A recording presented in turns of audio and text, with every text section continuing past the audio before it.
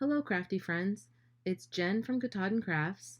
I'm here for my final week, insert sad face, as April's guest designer for Newton's Nook Designs. In this week's card, Newton is looking through his telescope and sees a shooting star. I used Cosmic Newton stamp set to make a cute slider card, and I also used their framework die set. I started my project making my background. I wanted a pretty galaxy sky, so I used my distressed oxide inks to achieve my goals. I actually made two large panels doing this, and I changed up the colors slightly in each. For the one that I'm showing here, I used mustard seed, picked raspberry, and mermaid lagoon. And first I blended in all the colors and I overlapped them so you can see you can get secondary colors that way. You know, if you touch the picked raspberry and the mustard seed, you get a pretty orange in between. And then, of course, with the blue and the mustard, the yellow, you get the green, you know, the secondary colors. So I like that. So you get 6 colors out of 3. And once I was done with blending the bright colors, I went over them with chip sapphire and black soot.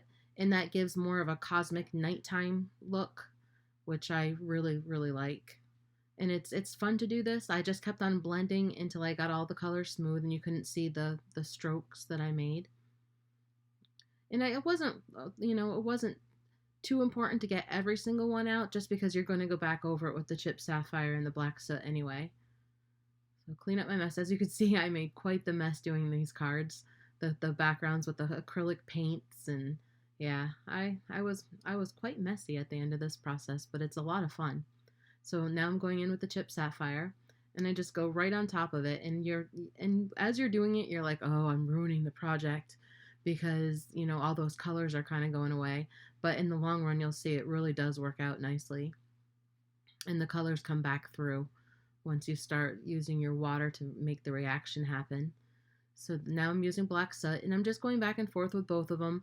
I don't use a wicked heavy hand because I don't want all the colors to be gone. I did want this to be a little bit bright, but at the same time still look like it's nighttime. So I don't really go too heavy on that, as you can see. And now is the fun part, is putting the water down to get that cosmic look right there, the reaction with the water and the inks.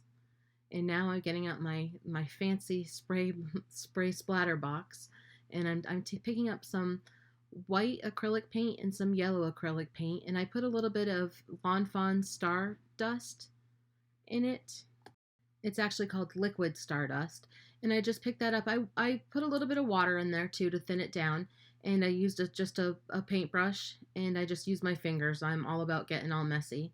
And then there I just added some pure white because the other was a little bit tinted with the yellow, and I just wanted a little bit of variations of the colors. And now I'm just going to show you how easy it really is with the Tim Holtz mat, or the glass media mat, to just wipe everything quickly down. And there, my mess. Oh, and now I decided just to go with the liquid stardust and put some more shimmer on there, and I was really pleased that I did. The panel that I didn't do this to is not nearly as pretty as this one. This one came out amazing, actually. I liked that. And unfortunately, I don't think the camera's going to show it justice. I'm trying to show you. You can see the one that's more muted right there, and then the one that has a lot of that stardust. And now I'm just going to cut them all to A2 size and get them ready for the next step. At this point in the project, I wasn't exactly sure what size I wanted to use, so I used the medium-sized scallop and then the largest one out of the Newton's framework set. And I chose the largest one to use for the project. And now is my coloring, and this is the 4th week in a row that I've played with Newton, and I always color him the same way because this is just the way I personally like to see him, as an orange tiger cat. So I do my regular Y35, Y38, YR15, and then I put those stripes in with YR16. And it's the way that I've discovered that I like to do it. And I like the effect. And his ears are R20. And like I said, now I'm kind of like, I'm calling myself a self-proclaimed Newton expert when it comes to the tiger kitty, because I've done so many of them this past month. And as you can see with the telescope, I used cool grays. So I used all the C's. You can see them up on the side.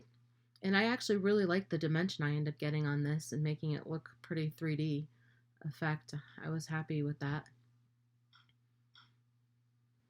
And I'll have all the colors written down on the blog post so you can see all of those. And I end up stamping out a couple more of those planets because once I started doing my final project, I decided I needed a couple more. And then I colored them all different, and I liked them. I just did really bright, vibrant colors, as you can see. And the stars were pretty simple, just the Y06, Y08, and Y19, just for a little bit of shadowing and highlights. And I kind of got a little creative when it came to the galaxy dust, the star dust after the shooting star, and you'll see that shortly. And then this is just some of the planets, RV04, RV06, and then I mixed it in with blues and purples. I just did them all, just kind of random. And I had fun with it, playing with the colors and just making them really bright and mixing them. I don't often mix stuff like that on top of each other, you know, purples and blues, and so that was actually really fun to do. And now I went ahead and I put Wink of Stella on all the planets and the stars. And the lens of the telescope, I put a little bit of shimmer on that as well. Now for that little stardust, I used Y000, YR00, BG000, R00, and I just had fun with it. And then I kind of smoothed it all out with C00, and then I added 2 layers of Wink of Stella. Now here comes the challenging part. I'm telling you this. I actually ended up making 2 cards because I couldn't get this slider to work the way I really envisioned it. So what I finally did is I did use a slider template, like a die cut, but then I had to modify it because it was too wide for the star that I wanted to use.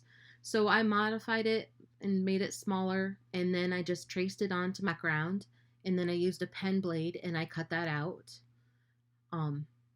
And then I tried different things. I was hoping that I could use like a button or something like that, but I definitely discovered that a penny or a dime is weighted better, so it makes the slider. I wanted the back of the slider, the underneath where you can see the hole, to blend really well. So what I did is just take a piece of that extra background that I had made, just a little extra, and just put it there so it would be underneath where you could see where the slider goes back and forth. And now I'm tripling the foam tape and getting a good leverage. You have to have that spacing there in order for your dime to slide back and forth to make it slide. So tripling is what you really need to do. A double is not enough. And off camera, I heat embossed the sentiment reach for the stars on a piece of grass that I die cut out on basil black cardstock. And then I go ahead and I assemble the rest of my card. I just was playing around with my placement of the planets and the stars. And I liked the idea of Newton being in the corner so he could be looking up at that shooting star that slides back and forth. And you can see I actually put both cards on here so you can see how I did not care for my first one. I had the sentiment in a slightly different spot, and I just didn't think that it popped well enough, and I liked where it was on the black. And then I really couldn't get the slider to work very well at first. That just the curve that I put in there, so you can see that I had more of a curve and it just wasn't sliding smoothly. But it's still a cute card, but it just wasn't exactly what I wanted. So I went ahead and made it again, and I just wanted you to see the 2 differences. Thanks so much to Newton's Nook Design for having me as their April guest designer. I've had a tremendous amount of fun. I love all their products, and I highly suggest that everybody go check out all the other YouTube videos that they have on their channel for lots of creative inspiration. And please come find me at Instagram at Katahdin Krafts and my blog katahdinkrafts.com, and feel free to pop by my YouTube channel. Take care, everybody. Stay safe and stay crafting.